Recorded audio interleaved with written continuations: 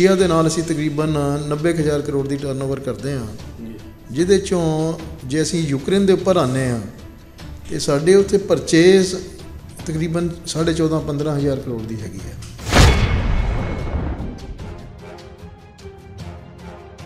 ਇਹ ਸਾਰੇ ਸੈਕਟਰ ਦੇ ਵਿੱਚ ਇੱਕ ਘਬਰਾਹਟ ਪੈਦਾ ਹੋ ਗਈ ਇੰਡੀਅਨਸ ਨੂੰ ਜੀ। ਜੇ ਕੱਲ੍ਹ ਨੂੰ ਅਮਰੀਕਾ ਜਾਂ UN ਸਾਰਾ ਨਾਟੋ ਦੇਸ਼ ਨੇ ਜਿਹਦੇ ਨਾਲ ਜਾ ਕੇ ਟੱਚ ਕਰ ਲਿਆ ਉਹਨਾਂ ਨੇ, ਜੇ ਯੁੱਧ ਦੇ ਵਿੱਚ ਕੁੱਦ ਗਏ ਤੇ ਪੂਰਾ ਵਰਲਡ ਹਿਲ ਕੇ ਰੱਖ ਜਾਏਗਾ, ਪੂਰੀ ਇਕਨੋਮੀ ਹਿਲ ਜਾਏਗੀ। ਦੇਖੋ ਤੁਸੀਂ ਸ਼ੇਅਰ ਮਾਰਕੀਟ ਕਿੰਨੀ ਡਾਊਨ ਹੋ ਚੁੱਕੀ ਹੈ।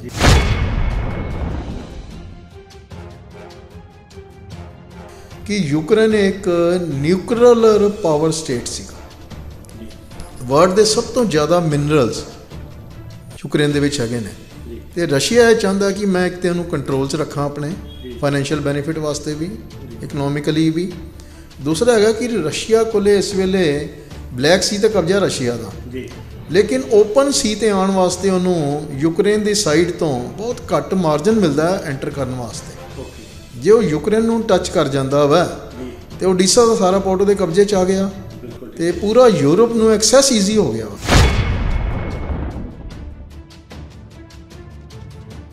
ਤੇ ਜਿਹੜੇ ਇਹਦੇ ਅਸੀਂ ਗੈਸਿਸ ਕਹਿ ਦਿੰਦੇ ਨੇ ਆ, ਇਹਨਾਂ ਦੀ ਪ੍ਰੋਡਕਸ਼ਨ 40% ਯੂਰਪ ਨੂੰ ਸਿਰਫ ਰਸ਼ੀਆ ਫੀਡ ਕਰਦਾ। ਦੇਖੋ ਹੁਣ ਰਸ਼ੀਆ ਨੇ ਪਾਈਪਲਾਈਨ ਵਿਛਾਈ ਸੀਗੀ ਕਿ ਅਸੀਂ ਆਪਣੀ ਕੈਰਿੰਗ ਕਾਸਟ ਘਟਾ ਕੇ ਯੂਰਪ ਦੇ ਵਿੱਚ ਗੈਸ ਸਪਲਾਈ ਕਰਨੀ ਹੈ, ਉਹ ਹੋ ਕੇ ਜਾ ਰਹੀ ਹੈ ਯੂਕਰੇਨ ਦੇ ਵਿੱਚੋਂ।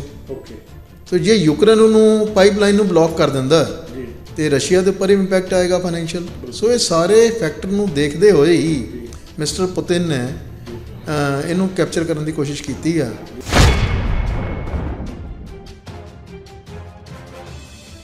ਸਤਿ ਸ਼੍ਰੀ ਅਕਾਲ, ਮੈਂ ਸੰਦੀਪ ਸ਼ਰਮਾ ਇੱਕ ਵਾਰੀ ਫਿਰ ਤੁਹਾਡੇ ਨਾਲ ਰੂਬਰੂ ਹੋ ਰਿਹਾ। ਸੋ ਲਗਾਤਾਰ ਜਿੱਦਾਂ ਕਿ ਰੂਸ ਤੇ ਯੂਕਰੇਨ ਦੇ ਵਿੱਚ ਜਿਹੜਾ ਯੁੱਧ ਦੀ ਸਥਿਤੀ ਜਿਹੜੀ ਹੈਗੀ ਹੈ ਹੋਰ ਘਾਤਕ ਹੁੰਦੀ ਜਾ ਰਹੀ ਹੈ। ਹੁਣ ਦੱਸਿਆ ਜਾ ਰਿਹਾ ਕਿ ਰੂਸ ਉਹਨਾਂ ਦੀ ਰਾਜਧਾਨੀ ਤੱਕ ਵੀ, ਯੂਕਰੇਨ ਦੀ ਜਿਹੜੀ ਰਾਜਧਾਨੀ ਤੱਕ ਵੀ ਪਹੁੰਚ ਚੁੱਕਿਆ, ਕੀਵ ਤੱਕ ਪਹੁੰਚ ਚੁੱਕਿਆ। ਸੋ ਇਹ ਸਾਰਿਆਂ ਦੇ ਮਾਮਲੇ ਦੇ ਵਿੱਚ ਉੱਥੇ ਜਿਹੜਾ ਉਦਯੋਗ ਜਗਤ ਹੈ ਉਹ ਫਿਰ ਚਾਹੇ ਆਲ ਓਵਰ ਵਰਲਡ ਕਿਤੇ ਦਾ ਵੀ ਹੋਵੇ, ਉਹਨਾਂ 'ਤੇ ਇੱਕ ਜਿਹੜਾ ਇੰਪੈਕਟ ਪੈਣਾ ਸ਼ੁਰੂ ਹੋ ਗਿਆ। ਸੋ ਜਾਣਦੇ ਹਾਂ ਅੱਜ ਇਸ ਪੰਜਾਬ ਦੇ ਉਦਯੋਗ ਜਗਤ 'ਤੇ ਦਾ ਕੀ ਪ੍ਰਭਾਵ ਹੈ, ਭਾਰਤ ਦੇ ਲੁਧਿਆਣਾ ਦੇ ਖਾਸ ਕਰਕੇ ਉਦਯੋਗ ਜਗਤ 'ਤੇ ਦਾ ਕੀ ਪ੍ਰਭਾਵ ਹੈ, ਕਿੱਦਾਂ ਦੇ ਇਫ ਐਂਡ ਬਟਸ ਆ ਰਹੇ ਆ, ਉਹ ਸਾਰਿਆਂ ਲਈ ਪਹੁੰਚੇ ਹੈ ਯੂਨਾਈਟਿਡ ਸਾਈਕਲ ਐਂਡ ਪਾਰਟਸ ਦੇ ਜਿਹੜੇ ਪ੍ਰਧਾਨ ਹੈਗੇ ਆ DS ਚਾਵਲਾ ਜੀ ਨੇ। ਸੋ ਗੱਲਬਾਤ ਕਰਦੇ ਹਾਂ। ਸਰ, ਕੀ ਹੈਗਾ ਮਸਲਾ? ਯੂ ਟਰਨ ਟਾਈਮਸ ਦੇ ਸਾਰੇ ਦਰਸ਼ਕਾਂ ਨੂੰ ਪਿਆਰ ਭਰੀ ਸਤਿ ਸ਼੍ਰੀ ਅਕਾਲ। ਜਿਹੜਾ ਯੂਕਰੇਨ ਦੇ ਉੱਪਰ ਰਸ਼ੀਆ ਨੇ ਅਟੈਕ ਕੀਤਾ, ਦੇਖਣ ਨੂੰ ਤਾਂ ਇੰਪੈਕਟ ਇਹ ਲੱਗ ਰਿਹਾ ਕਿ ਇੰਡੀਆ ਦਾ ਟਰੇਡ ਯੂਕਰੇਨ ਜਾਂ ਰਸ਼ੀਆ ਨਾਲ ਕਿੰਨਾ ਕੁ ਹੈਗਾ। ਜੇ ਮੈਂ ਟੋਟਲ ਟਰਨਓਵਰ ਦੀ ਗੱਲ ਕਰਾਂ ਤਾਂ ਟੋਟਲ ਰਸ਼ੀਆ ਦੇ ਨਾਲ ਅਸੀਂ ਤਕਰੀਬਨ 90,000 ਕਰੋੜ ਦੀ ਟਰਨਓਵਰ ਕਰਦੇ ਹਾਂ, ਜਿਹਦੇ ਚੋਂ ਜੇ ਅਸੀਂ ਯੂਕਰੇਨ ਦੇ ਉੱਪਰ ਆਉਂਦੇ ਹਾਂ ਤੇ ਸਾਡੇ ਉੱਥੇ ਪਰਚੇਜ਼ ਤਕਰੀਬਨ 14,500-15,000 ਕਰੋੜ ਦੀ ਹੈਗੀ ਹੈ। ਅੱਛਾ ਜੀ। ਜਦੋਂ ਤੇ ਜਿਹੜੀ ਸਾਡੀ ਸੇਲ ਟੂ ਯੂਕਰੇਨ ਤਕਰੀਬਨ 2,500 ਪੌਣੇ 3,000 ਕਰੋੜ ਦੀ ਹੈਗੀ ਆ।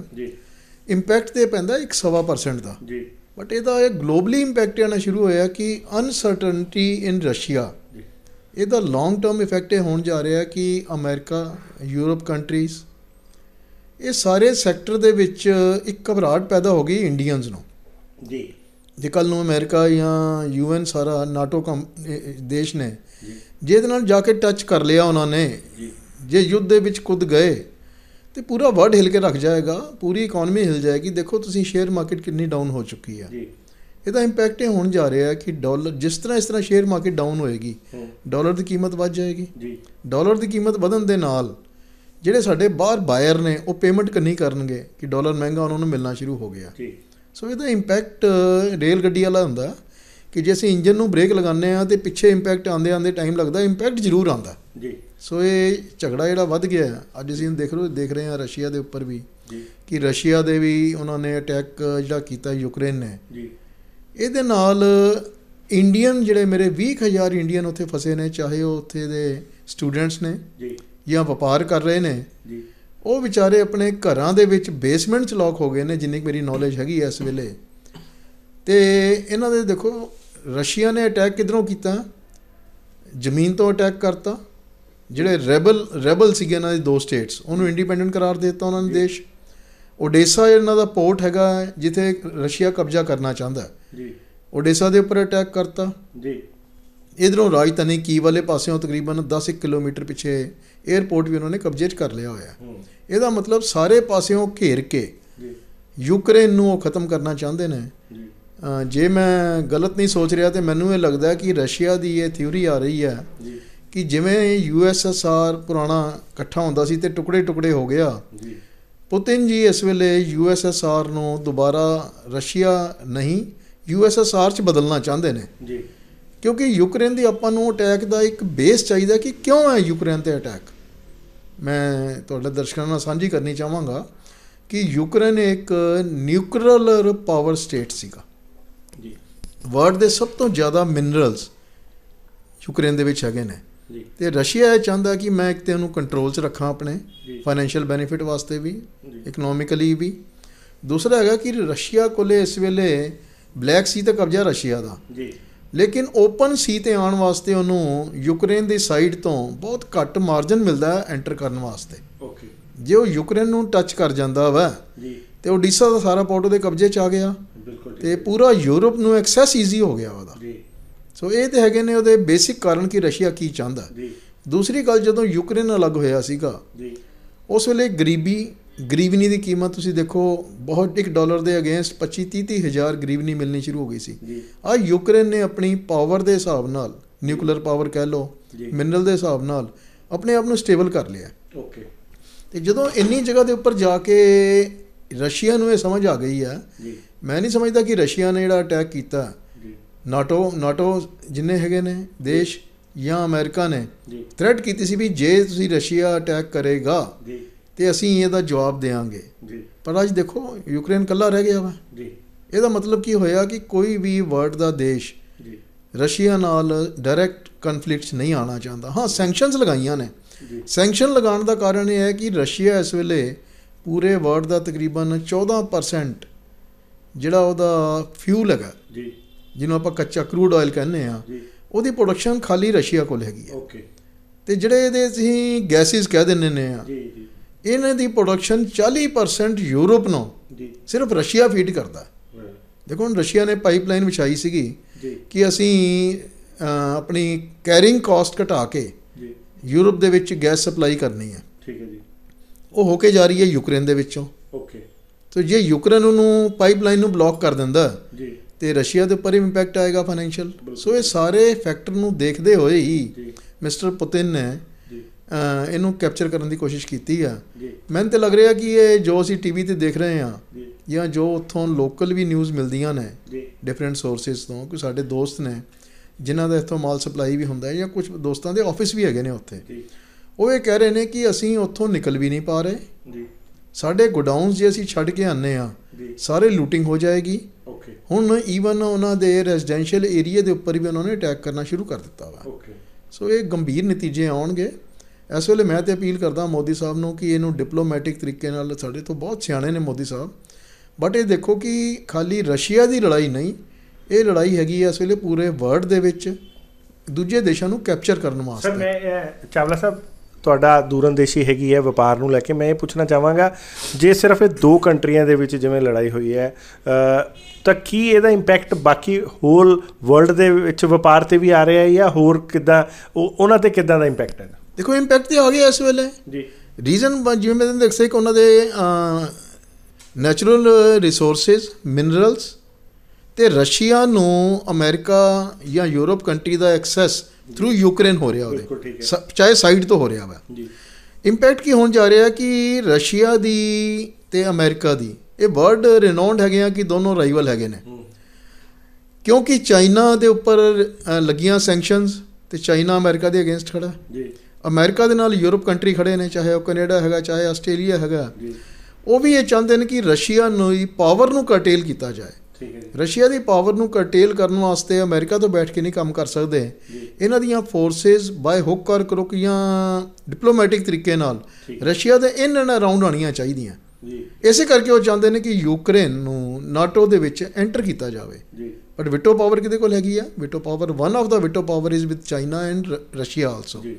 ਉਹ ਨਹੀਂ ਚਾਹੁੰਦੇ ਕਿ ਜੇ ਯੂਕਰੇਨ ਨੂੰ ਤੁਸੀਂ ਨਾਟੋ ਦੇ ਵਿੱਚ ਐਂਟਰ ਕਰਤਾ, ਇਹਦਾ ਮਤਲਬ ਨਾਟੋ ਦੀਆਂ ਫੋਰਸਿਸ ਯੂਕਰੇਨ ਦੇ ਵਿੱਚ ਡਿਪਲਾਈ ਹੋ ਜਾਣਗੀਆਂ।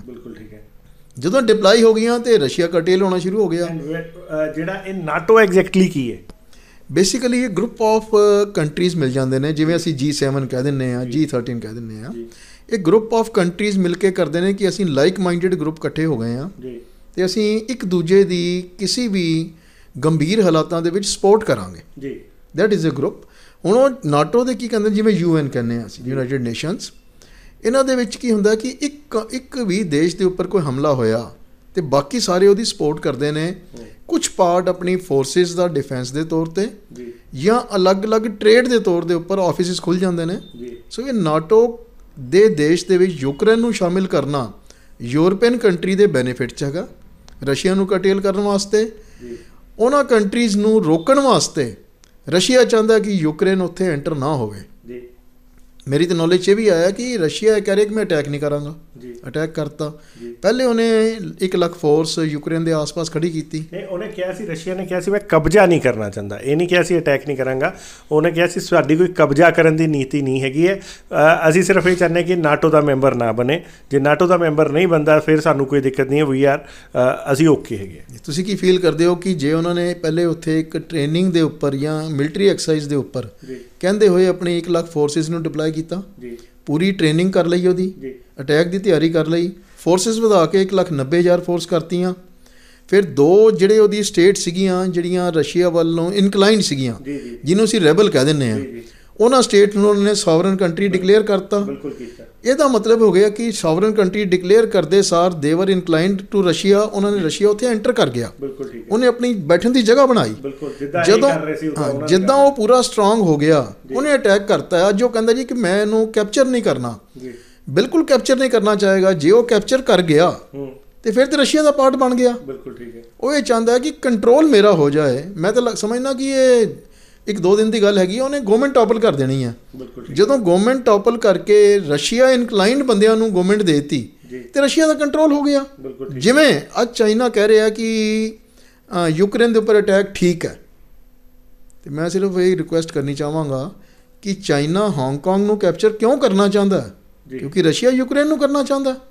ਸੋ ਇਹਨਾਂ ਦੀਆਂ ਆਪਣੀਆਂ ਸੈਲਫ ਮੋਟੀਵੇਟਿਡ ਐਂਬੀਸ਼ਨਸ ਹੈਗੀਆਂ ਨੇ ਕਿ ਜੇ ਮੈਂ ਕੈਪਚਰ ਕਰ ਜਾਂਦਾ ਮੈਨੂੰ ਕੀ ਲਾਸ ਹੈ। ਉਹੀ ਕਰੇਗਾ ਕਿ ਇਹ ਗਵਰਨਮੈਂਟ ਟੋਪਲ ਕਰਕੇ ਇੱਕ ਡੰਮੀ ਗਵਰਨਮੈਂਟ ਬਿਠਾ ਦੇਗਾ ਯੂਕਰੇਨ ਦੇ ਵਿੱਚ, ਮਿਸਟਰ ਪੁਤਿਨ, ਤਾਂ ਕਿ ਜੋ ਉਹਨਾਂ ਦੇ ਕਹੇ ਅਨੁਸਾਰ ਕੰਮ ਕੀਤਾ ਜਾਵੇ। ਕਹਿਣ ਨੂੰ sovereign country but controlled by Russia. So ਇਹ ਗੰਭੀਰ ਨਤੀਜੇ ਨੇ। ਮੈਂ ਨਹੀਂ ਸਮਝਦਾ ਕਿ ਇਹ 2 ਦੇਸ਼ਾਂ ਦੀ ਲੜਾਈ ਹੋ ਰਹੀ ਹੈ, ਇਹ ਪੂਰੇ ਵਰਲਡ ਦੀ ਲੜਾਈ ਹੋ ਰਹੀ ਹੋਈ ਹੈ ਆਪਣੀ ਐਗਜ਼ਿਸਟੈਂਸ ਵਾਸਤੇ। ਅਮਰੀਕਾ ਜੇ ਸੈਂਕਸ਼ਨਸ ਲਗਾ ਰਿਹਾ ਤੇ ਰਸ਼ੀਆ ਨੇ ਇਹ ਸੈਂਕਸ਼ਨ ਨੂੰ ਪਹਿਲੇ ਫੋਰਸ ਹੀ ਜ਼ਰੂਰ ਕੀਤਾ ਹੋਏਗਾ। ਓਵਰਨਾਈਟ ਸੈਂਕਸ਼ਨ ਨਹੀਂ ਹੈਗੀਆਂ। ਦੇਖੋ ਮੈਨੂੰ ਇਹ ਜੋ ਮੈਨੂੰ ਨਜ਼ਰ ਆ ਰਿਹਾ ਕਿ ਆਉਣ ਵਾਲੇ ਸਮੇਂ ਦੇ ਵਿੱਚ ਜਿਵੇਂ ਯੂਰਪ ਨੇ ਇੱਕ ਵਾਰੀ ਅਮਰੀਕਾ ਦੇ ਅਗੇਂਸਟ ਹੋ ਕੇ ਯੂਰੋ ਡਿਕਲੇਅਰ ਕੀਤਾ ਸੀਗਾ, ਯੂਰੋ ਇੰਟਰੋਡਿਊਸ ਕੀਤਾ ਸੀਗਾ। ਅਨਫੋਰਚੂਨੇਟਲੀ ਯੂਰੋ ਪੂਰੇ ਵਰਲਡ 'ਚ ਪੋਪੂਲਰ ਨਹੀਂ ਹੋ ਪਾਇਆ। ਇਸ ਤਰ੍ਹਾਂ ਹੁਣ ਚਾਈਨਾ ਕੋਸ਼ਿਸ਼ ਕਰ ਰਿਹਾ ਕਿ ਜੇ ਸੈਂਕਸ਼ਨ ਲੱਗਦੀਆਂ ਨੇ ਤੇ ਮੈਂ ਆਪਣੇ RMB ਜਿਹੜੀ ਹੈਗੀ ਹੈ, ਅਸੀਂ ਕਹਿੰਦੇ ਹਾਂ ਚਾਈਨਾ ਦੀ ਰਸ਼ੀਆ, ਚਾਈਨੀਜ਼ ਕਰੰਸੀ ਯੂਆਨ ਕਹਿ ਦਿੰਦੇ ਹਾਂ, ਉਹਦੇ 'ਤੇ ਟ੍ਰੇਡ ਹੋਣਾ ਸ਼ੁਰੂ ਹੋ ਜਾਏ। ਚਾਈਨਾ ਆਪਣਾ ਬੈਨੀਫਿਟ ਦੇਖ ਰਿਹਾ, ਰਸ਼ੀਆ ਆਪਣੇ ਆਪ ਨੂੰ ਪਾਵਰ ਨੂੰ ਕਟੇਲ ਨਹੀਂ ਹੋਣ ਦੇਣੀ ਚਾਹੁੰਦਾ। ਸੋ ਇਹਨਾਂ ਚੀਜ਼ਾਂ ਦਾ ਇੰਪੈਕਟ ਆ ਰਿਹਾ ਕਿ ਕਿਤੇ ਨਾ ਕਿਤੇ ਪੂਰੇ ਵਰਲਡ ਦੇ ਵਿੱਚ ਟਗ ਆਫ ਵਾਰ ਸ਼ੁਰੂ ਹੋ ਗਈ ਹੈ। ਚਾਹੇ 1-to-1 ਵਾਰ ਨਾ ਹੋਵੇ, but cyber attack and economical attack ਹੋਣੇ ਸ਼ੁਰੂ ਹੋ ਗਏ ਨੇ, ਜਿਹਦਾ ਇੰਪੈਕਟ ਇੰਡੀਆ 'ਤੇ ਬਹੁਤ ਨੈਗੇਟਿਵ ਆ ਰਿਹਾ ਵਾ। ਸਰ ਮੈਂ ਪੁੱਛਣਾ ਚਾਹਾਂਗਾ ਐਗਜ਼ੈਕਟਲੀ ਜੇ ਆਪਾਂ ਹੁਣ ਲੁਧਿਆਣਾ 'ਚ ਬੈਠੇ ਤਾਂ ਲੁਧਿਆਣੇ 'ਚ ਇਹਦਾ ਇੰਪੈਕਟ ਕਿੱਦਾਂ ਦਾ? ਲੁਧਿਆਣਾ ਦੀ ਕਿਹੜੀ ਇੰਡਸਟਰੀ ਨੂੰ ਇਮੀਡੀਏਟਲੀ ਇਫੈਕਟ ਹੈ ਤੇ ਲੌਂਗਰ 'ਚ ਕਿਹਨੂੰ ਇਫੈਕਟ ਹੈ? ਦੇਖੋ ਮੈਂ ਜਿਵੇਂ ਪਹਿਲੇ ਗੱਲ ਕੀਤੀ ਹੈ ਕਿ ਸਾਡੀ 14,000, 14,500, 15,000 ਕਰੋੜ ਦੀ ਇੰਪੋਰਟ ਹੈਗੀ ਯੂਕਰੇਨ ਤੋਂ। ਕੋਈ ਵੱਡੀ ਅਮਾਊਂਟ ਨਜ਼ਰ ਨਹੀਂ ਆਉਂਦੀ, ਬਟ ਫਿਰ ਵੀ ਉਹਦੇ ਅਗੇਂਸਟ ਅਸੀਂ ਐਕਸਪੋਰਟ ਕਰ ਰਹੇ ਹਾਂ 2.5-3,000 ਕਰੋੜ। ਇਹਦਾ ਮਤਲਬ ਫਾਈਨੈਂਸ਼ੀਅਲੀ ਸਾਨੂੰ ਕੁਆਂਟਮ 'ਚ ਫਰਕ ਨਹੀਂ ਪੈ ਰਿਹਾ। ਫਰਕ ਇਹ ਪੈ ਰਿਹਾ ਕਿ ਮੇਰੀਆਂ ਜਿਹੜੀਆਂ ਜ਼ਿੰਦਗੀਆਂ ਉੱਥੇ ਰੁਕੀਆਂ ਹੋਈਆਂ ਨੇ ਯੂਕਰੇਨ 'ਚ, ਉਹਨਾਂ ਦਾ। ਕਿਉਂਕਿ ਦੇਖੋ ਇੰਡੀਆ ਦੇ ਵਿੱਚ ਮੈਕਸੀਮਮ ਜਿਹੜਾ ਜਾਂਦਾ ਸਟੂਡੈਂਟ ਉਹ ਮੈਡੀਕਲ ਕਰਨ ਵਾਸਤੇ ਰਸ਼ੀਆ ਜਾਂਦਾ, ਪ੍ਰੈਕਟਿਸ ਇੰਡੀਆ 'ਚ ਆ ਕੇ ਕਰਦਾ। ਇੱਕ ਕੰਟਰੀ ਟੁੱਟ ਗਿਆ ਮੇਰਾ। ਜਿਹੜੇ ਅਸੀਂ ਟ੍ਰੇਡ ਵੀ ਕਰ ਰਹੇ ਹਾਂ, ਸਾਈਕਲ ਪਾਰਟਸ ਵੀ ਜਾਂਦਾ। ਖਾਰਕੀਵ ਦੇ ਵਿੱਚ ਖਾਰਕੀਵ ਬਾਈਸਾਈਕਲ ਫੈਕਟਰੀ ਹੈ। ਮੈਂ ਇਹ ਪੁੱਛਣਾ ਚਾਹਾਂਗਾ ਕਿ ਜੇ ਲੁਧਿਆਣਾ ਦੀ ਜਾਂ ਪੰਜਾਬ ਦੀ ਗੱਲ ਕਰੀਏ ਤਾਂ ਕੀ ਪੰਜਾਬ ਤੋਂ ਕੋਈ ਫਿਗਰ 'ਚ ਗੱਲਬਾਤ ਕਰੀਏ, ਕੋਈ 10-20-50 ਕਰੋੜ ਦਾ ਟ੍ਰੇਡ ਹੋਏਗਾ ਤੁਹਾਡੇ ਹਿਸਾਬ ਨਾਲ? ਨਹੀਂ, ਮੈਂ ਤਾਂ ਕਹਿ ਰਿਹਾ ਤਕਰੀਬਨ 2.5-3,000 ਕਰੋੜ ਦਾ ਜਿਹੜਾ ਇੰਡੀਆ ਦਾ ਹੈਗਾ, ਉਹਦੇ 'ਚੋਂ ਸਾਈਕਲ ਪਾਰਟਸ ਵੀ ਜਾ ਰਿਹਾ ਉੱਥੇ। ਮੈਂ ਉਹੀ ਪੁੱਛ ਰਿਹਾ, ਖਾਲੀ ਪੰਜਾਬ ਤੇ ਲੁਧਿਆਣੇ ਦਾ ਕੋਈ 150 ਕਰੋੜ ਹੋਏਗਾ? ਬਿਲਕੁਲ ਬਿਲਕੁਲ ਇਸ ਤੋਂ ਜ਼ਿਆਦਾ ਹੋਏਗਾ ਜੀ। ਓਕੇ, ਅਪਰੋਕਸੀਮੇਟਲੀ ਫਿਗਰ ਮੈਂ ਐਗਜ਼ੈਕਟ ਫਿਗਰ ਤੇ ਨਹੀਂ ਦੇ ਸਕਦਾ, ਬਟ ਮੈਂ ਤੁਹਾਨੂੰ ਦੱਸ ਰਿਹਾ ਕਿ it is in 3 figure only, 1000 crore ਦਾ ਨਹੀਂ ਹੈਗਾ, ਕਿਉਂਕਿ 2700 ਕਰੋੜ ਤੇ ਇੰਡੀਆ ਦੀ ਟੋਟਲ ਐਕਸਪੋਰਟ ਹੈ ਯੂਕਰੇਨ ਨੂੰ। ਉਹਦੇ 'ਚ ਕਾਫੀ ਕੁਝ ਜਾਂਦਾ ਜਿਹੜਾ ਅਦਰ ਦੈਨ ਇੰਜੀਨੀਅਰਿੰਗ ਪਾਰਟਸ ਹੈਗੇ ਨੇ। ਬਿਲਕੁਲ ਠੀਕ ਹੈ। ਜਿਵੇਂ ਕੁਝ ਯੂਨਿਟਸ ਹੈਗੇ ਨੇ ਜਿਹੜੇ ਇੱਥੋਂ ਸਾਈਕਲ ਪਾਰਟਸ ਚੇਨ ਵੀ ਭੇਜ ਰਹੇ ਨੇ, ਫ੍ਰੀ ਵੀਲ ਭੇਜ ਰਹੇ ਨੇ, ਨਾਮ ਨਹੀਂ ਲੈਣਾ ਚਾਹੀਦਾ ਯੂਨਿਟਸ ਦਾ, ਮੇਰੇ ਆਪਣੇ ਮੈਂਬਰ ਵੀ ਹੈਗੇ ਨੇ, ਤੁਹਾਡੇ ਵੀ ਅੱਛੇ ਯੂ ਟਰਨ ਦੇ ਸਟੂਡੈਂਟ ਜਿਹੜੇ ਤੁਹਾਡੇ ਰੀਡਰ ਨੇ ਉਹਨਾਂ ਦੇ ਬੜੇ ਵੈਲ ਨੋਨ ਨੇ। ਉਹ ਟਾਇਰ ਕੰਪਨੀਜ਼ ਵੀ ਹੈਗੀਆਂ, ਟਾਇਰ ਕੰਪਨੀਜ਼ ਆ ਜਾਂਦੀਆਂ ਨੇ। ਇਸ ਤੋਂ ਬਾਅਦ ਦੇ ਵਿੱਚ ਇੱਥੋਂ ਕਟਲਰੀ ਜਾ ਰਹੀ ਇੰਡੀਆ 'ਚੋਂ। ਓਕੇ, ਕਟਲਰੀ ਜਾ ਰਹੀ ਹੈ, ਡੌਗ ਯੂਟੈਂਸਿਲਸ ਜਾ ਰਹੇ ਨੇ, ਭਾਂਡੇ ਵੀ ਜਾ ਰਹੇ ਨੇ, ਈਵਨ ਸਸਤਾ ਕਾਸਮੈਟਿਕ ਵੀ ਜਾ ਰਿਹਾ ਜੀ। ਇੱਕ ਫਾਰਮਾਸਿਊਟੀਕਲ ਕਹਿੰਦੇ ਬਹੁਤ ਜਾ ਰਿਹਾ। ਫਾਰਮਾਸਿਊਟੀਕਲ ਤੇ ਮੈਡੀਕਲ ਲਾਈਨ ਪੂਰੇ ਵਰਲਡ 'ਚ ਅਸੀਂ ਕਿੰਗ ਹੈਗੇ ਆ ਜੀ। ਜਿੰਨੇ ਵੈਕਸੀਨ ਹੈਗੀ ਆ, ਦੇਖੋ ਨਾ ਵੈਕਸੀਨ ਬਣਦੀ ਮੈਕਸਿਮਮ ਇੰਡੀਆ 'ਚ, ਚਾਹੇ ਕਿਤੇ ਵੀ ਪੇਟੈਂਟ ਹੋਵੇ ਉਹਦੀ ਪ੍ਰੋਡਕਸ਼ਨ ਇੰਡੀਆ 'ਚ। ਸੋ ਇਹ ਆਈਟਮਾਂ ਜਦੋਂ ਯੂਕਰੇਨ ਜਾਣਗੀਆਂ, ਮੈਂ ਕਿਹਾ ਫਾਈਨੈਂਸ਼ੀਅਲ ਲਾਸ ਘੱਟ ਹੈ, ਟ੍ਰੇਡ ਬੰਦ ਕਰ ਦਿਆਂਗੇ। ਬਿਲਕੁਲ ਠੀਕ ਹੈ। ਪਰ ਜਿਹੜੀ ਮੇਰੀਆਂ ਜ਼ਿੰਦਗੀਆਂ ਉੱਥੇ ਫਸੀਆਂ ਨੇ, ਜਿਹੜੇ ਸਟੂਡੈਂਟ ਜਾ ਰਹੇ ਨੇ, ਪਲੱਸ ਇਹਦਾ ਇੰਪੈਕਟ ਕੀ ਹੋਏਗਾ ਕਿ ਰਸ਼ੀਆ ਤੇ ਅਮਰੀਕਾ ਜਾਂ Europe country the tug of ਦੇ ਵਿੱਚ ਡਾਲਰ ਵਧ ਰਿਹਾ, ਡਾਲਰ ਵਧਣ ਨਾਲ ਇੰਡੀਆ ਦਾ ਨੁਕਸਾਨ ਹੋ ਰਿਹਾ, ਪੇਮੈਂਟਾਂ ਫਸਣਗੀਆਂ। ਬਿਲਕੁਲ ਠੀਕ ਹੈ। ਫੋਰਵਰਡ ਟ੍ਰੇਡ ਸਭ ਨੇ ਕੀਤਾ ਹੋਇਆ ਜੀ। ਇਹਦਾ ਇੰਪੈਕਟ ਦੂਜਾ ਹੋਣ ਜਾ ਰਿਹਾ ਕਿ ਇੰਡੀਅਨ ਐਕਸਪੋਰਟਰ ਬਾਹਰ ਜਾਣ ਤੋਂ ਛੋਟੇ ਕੰਟਰੀਜ਼ ਘਬਰਾਉਣਾ ਸ਼ੁਰੂ ਕਰ ਦੇਣਗੇ ਵੀ ਪਤਾ ਨਹੀਂ ਕੰਟਰੀ ਤੇ ਕਿਹਨੇ ਕਬਜ਼ਾ ਕਰ ਲੈਣਾ, ਕਿਹੜਾ ਕਬਜ਼ਾ ਕਰ ਲੇਗਾ। ਸੋ ਇਹ uncertainty in the world will definitely affect my countries exports. Thank you sir. Thank you. Welcome sir. So ਦੋਸਤੋ, ਇਹ ਸੀਗੇ DS ਚਾਵਲਾ ਜੀ, ਜਿਨ੍ਹਾਂ ਨੇ ਬੜੇ ਵਿਸਤਾਰਪੂਰਵਕ ਤਰੀਕੇ ਨਾਲ ਸਾਨੂੰ ਸਮਝਾਇਆ ਕਿ ਕਿੱਦਾਂ ਦੇ ਇੰਪੈਕਟ ਇਮੀਡੀਏਟਲੀ ਪੈ ਚੁੱਕੇ ਆ ਔਰ ਕਿੱਦਾਂ ਦੇ ਹੋਣ ਜਾ ਰਹੇ ਹੈ ਫॉर ਇੱਕ ਜੇ ਕਿਤੇ ਡਿਸਪਿਊਟ ਹੁੰਦਾ ਹੈ, ਕਿਤੇ ਵੀ ਇੱਦਾਂ ਦੀਆਂ ਚੀਜ਼ਾਂ ਹੁੰਦੀਆਂ। ਸੋ ਇਹਨਾਂ ਨੇ ਇਹ ਵੀ ਦੱਸਿਆ ਕਿ ਜਿਹੜਾ ਹਰ ਕੰਟਰੀ ਇਹਦੇ ਵਿੱਚ ਆਪਣਾ ਬੈਨੀਫਿਟ ਦੇਖ ਰਿਹਾ। ਇਹ ਸਾਰਿਆਂ ਦੇ ਵਿੱਚ ਜਿਹੜਾ ਇੰਡੀਆ ਨੂੰ ਵੱਡਾ ਨੁਕਸਾਨ ਹੋ ਰਿਹਾ, ਕਿਉਂਕਿ ਡਾਲਰ, ਇਹ ਸਾਰੇ ਲੜਾਈ ਦੇ ਵਿੱਚ ਜੇ ਡਾਲਰ ਵੱਧਦਾ ਹੈ ਤਾਂ ਪੇਮੈਂਟਾਂ ਰੁਕਣ ਦਾ ਬਹੁਤ ਵੱਡਾ ਇੱਕ ਕੌਜ਼ ਬਣ ਜਾਏਗਾ ਉਹ ਚੀਜ਼, ਇਹ ਲੜਾਈ। ਸੋ ਇੱਦਾਂ ਹੀ ਵੱਖ-ਵੱਖ ਮੁੱਦਿਆਂ 'ਤੇ ਤੁਹਾਡੇ ਨਾਲ ਰੂਬਰੂ ਹੋ ਕੇ ਤੁਹਾਨੂੰ ਅਪਡੇਟ ਕਰਦੇ ਰਹਾਂਗੇ। ਦੇਖਦੇ ਰਹੋ, ਬਨੇ ਰਹੋ ਜਨ ਹਿਤੈਸ਼ੀ। ਧੰਨਵਾਦ।